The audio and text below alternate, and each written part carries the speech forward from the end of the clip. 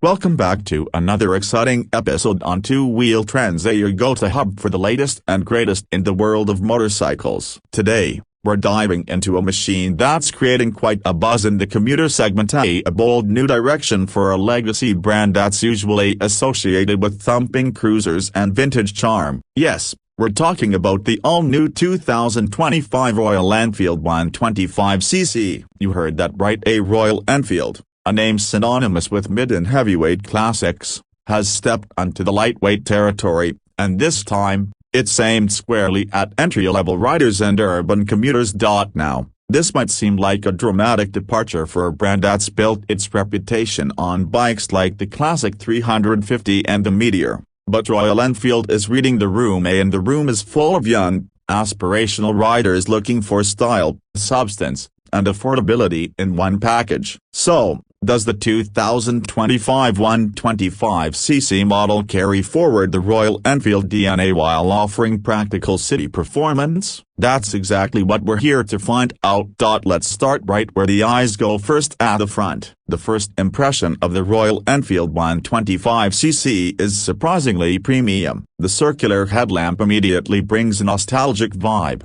echoing the design language of its bigger siblings. It's a halogen unit bordered with an LED DRL ring that's both modern and classic. The turn indicators are bulb-type, mounted elegantly on metal stalks that give off a solid, robust feeling, nothing plasticky or cheap here. The front fender is slightly raised, hugging the tire closely and giving it a neater and tidy look. The telescopic front forks are finished in black, adding contrast against the bike's paint options, which include a deep navy blue, vintage gray, retro green, and a more youthful fire red. Move slightly to the side and you start to appreciate the silhouette. The Royal Enfield 125cc carries a classic teardrop-shaped fuel tank, sculpted subtly for near recess. The company's iconic badging is proudly embossed in chrome, making a strong style statement. The tank holds approximately 11 liters of fuel, decent for a 125cc bike and ideal for daily use. The seat is a single-piece unit, contoured just right for solo riders and pillions alike. It's plush enough for short to medium-distance rides and stitched with premium contrast threading that adds to the aesthetic. The exhaust unit, surprisingly large for its segment, has a brushed stainless steel finish. It's upswept slightly but not aggressively, maintaining that vintage upright posture we expect from Royal Enfield. The engine casing and crank area are finished in matte black with minimal but refined detailing. Side panels are simplistic, with a small emblem and classic typography stating Royal 125A, a touch that's both informative and stylistically subtle. Now, swing around to the back, and the retro flavor continues. The tail light is a rounded unit, reminiscent of the classic 350's rear profile. The rear fender is metal, yes, actual metal, which is a welcome change from the plastic trend that dominates this category. It stretches just far enough to keep the mud splash in check without ruining the proportions. The grab rail is solid, ergonomically positioned, and doesn't break the lines of the tail section. There's a small LED number plate light integrated at the rear bottom, keeping things clean and elegant. From all angles, this bike doesn't scream entry level. It looks like a bike designed with attention to heritage and a deep understanding of what urban riders want in terms of design. Royal Enfield has clearly put effort into making this model feel like a part of their family, not just by name, but in its overall design DNA. Now, let's talk about what powers this machine. The all-new 125cc engine. Royal Enfield has developed this engine platform from the ground up,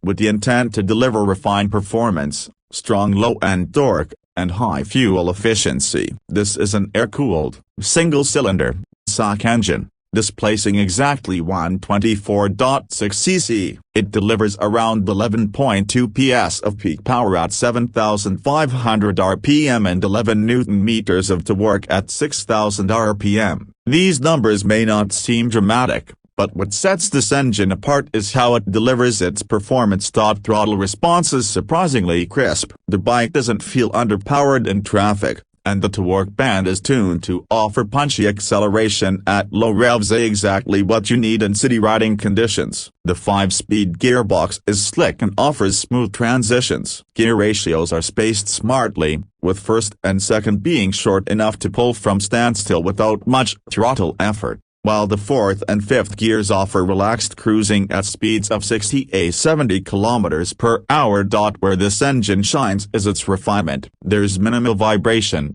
even at higher revs, thanks to improved internal balancing and well-engineered mounts. It doesn't feel buzzy like many competitors in this segment, and that's a huge plus when you're riding daily. It bike weighs just under 140 kilograms, which is a sweet spot. It's light enough for effortless maneuverability in tight urban spaces but heavy enough to feel planted and stable. The suspension setup is conventional: 8 telescopic forks at the front and twin shock absorbers at the rear, but they've been tuned well for comfort. Even with the pillion, the damping is balanced and absorbs most of the city bumps and potholes with ease. Ride quality is definitely a strong point here.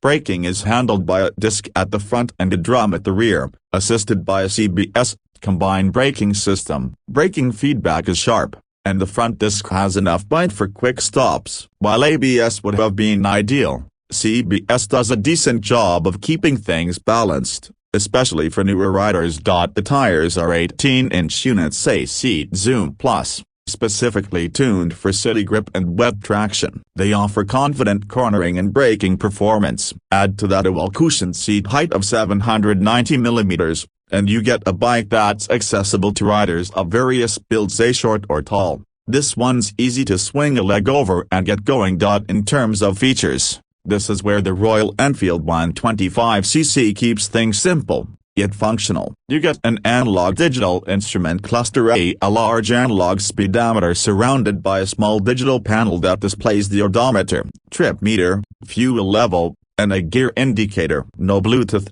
no navigation, but everything you need for a daily ride is present and legible even under direct sunlight. The switchgear is of high quality, with tactile buttons and a solid, clicky feel. The handlebar position is upright, and the grips are wide, giving you a commanding view of the road ahead. Mirrors are classic round units, offering a decent field of vision without being intrusive to the bike's style.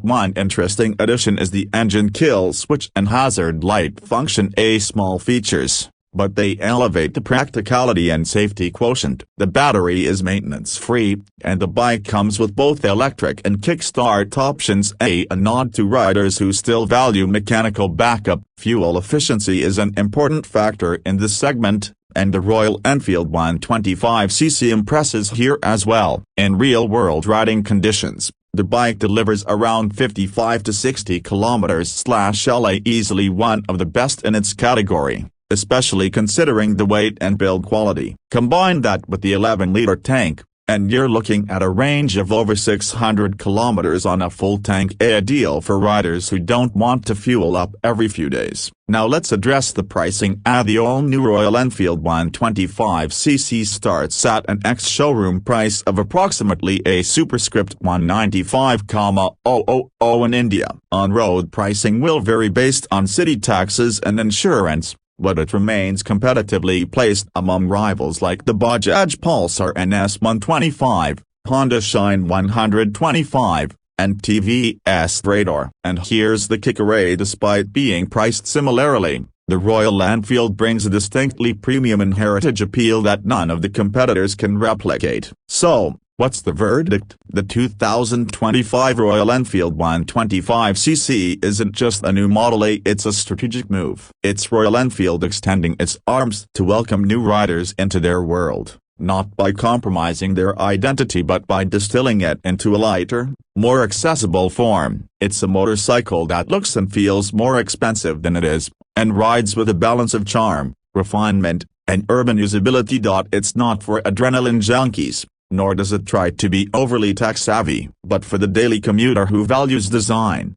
build quality, and heritage, or a young rider looking for their very first motorcycle with a touch of class, this 125cc Royal Enfield delivers on every front. That wraps up our deep dive into the 2025 Royal Enfield 125cc. If you enjoyed this review and want more such detailed insights into the latest motorcycles, don't forget to hit that like button, subscribe to the channel, and ring that notification bell so you never miss an update from Two Wheel Trends.